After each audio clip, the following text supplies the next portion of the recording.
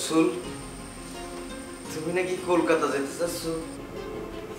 জি মামা, আমি বলেছিলাম মামিকে।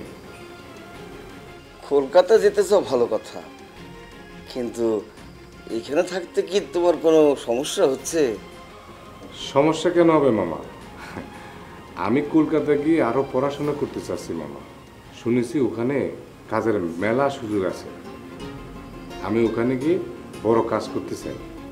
তাছাড়া মামা, আপনাদের কামাই খেয়ে বড় হয়েছে, এখন কামাই করে আপনাদের খাওয়ানোর সময় হয়েছে। না বাবা, আমাকে কামাই করে খাওয়াইতে হবে না তোমাকে। তুমি অনেক বড় হও, তুমি বিয়ে করে সংসারে হও, আমরা এই দোয়াই করি সবসময়। মামা, আমি চাই কলকাতা যাওয়ার আগে আসমার শাদীর ব্যবস্থা করতে। আপনি যদি অনুমতি দেন তাহলে জামাই বাবুর সাথে কথা বলে দেখব ওখানে কোনো ভালো জামাই আছে কিনা। কিন্তু বাবা, শাদি দিতে তো অনেক খরচপাতি দরকার, এত টাকা তো আমি এখন দিতে পারবো না নে। মামা, আপনি কোনো চিন্তা করবেন না। বুবু আমাকে অনেক আগেই বলেছিল আসমার শাদীর ব্যবস্থা উনি সব করে দিবেন। আপনি শুধু আমাকে একটু অনুমতি দেন।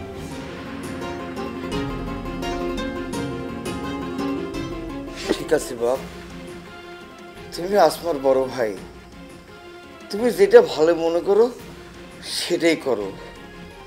শোনো বাবা, তোমার একটা কথা বলি, তুমি তোমার জামাই বাবুকে জানাবে তোমার ওই নারায়ণ জেঠু যে জমিটা বিক্রি করতে চায়, ওটা যদি ফুল কিনতে চায় অথবা ওনার কাছে কোনো গ্রাহক থাকলে যেন যোগাযোগ করে।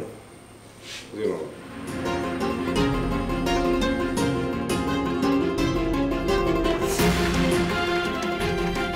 আরেকটা কথা,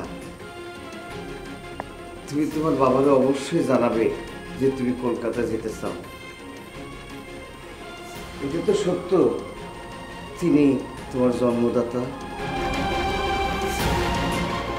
ঠিক আছে মামা, আপনি যখন বলেছেন তাহলে পরে আমি আব্বাকে জানাবো।